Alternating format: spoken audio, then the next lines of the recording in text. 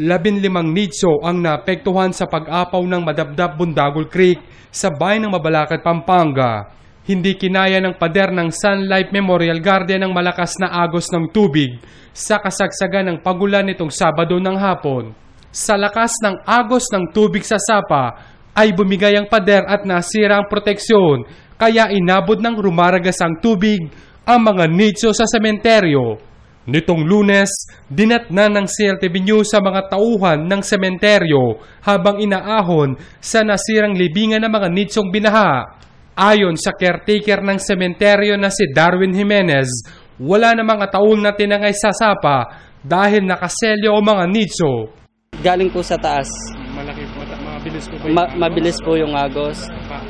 Tapos yung creek po namin nawasak na, tapos yung yung daanan ng mga tao dito, yun, unting-unting nakukuha hanggang tumama na dito sa Family Garden, bumagsak yung pader. Wala naman po, bumagsak lang po, pero ano po siya.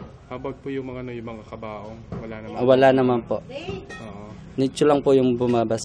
Ang pagtitid raw ng sapa dahil sa pagtatambak ang dahilan ng pagragasa ng tubig. Yung creek namin, yung creek dyan sa tinambakan, tapos linagyan po ng bahay. Hanggang lumiit po yung daanan ng tubig. Kaya yung tubig pag lumalaki, naghanap talaga siya ng daanan niya. Ang pamilyang may mga kaanak na nakalibing sa sementeryo, napasugod ng mabalitaan ng pagbaha sa sementeryo. Ang mga nitso ng mga kaanak ni Mang Willie Manuel at Rogelio Sanchez, kabilang sa 15 nitsong kailangang ilipat ng libingan. Actually, hindi namin alam na ganyan ang mangyayari dahil ang laki-laki ng mayroong pandaan dyan sa likuran Kaya lang, bakit biglang lumaki ang tubig rito at nagkaroon nga ng ganyang pangyayari? Parang sorpresa, hindi mo akalain.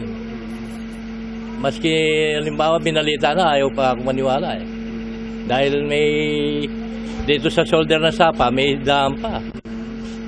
May daan yung mga truck. Magpapatawag raw ng pulong ang mga nangangasiwa sa sementeryo para pag-usapan ng lugar na paglilipatan ng mga nitsong naapektuhan ng pagbaha. Ako si Jeffrey Gomez, alerto, alisto sa pagbabalita.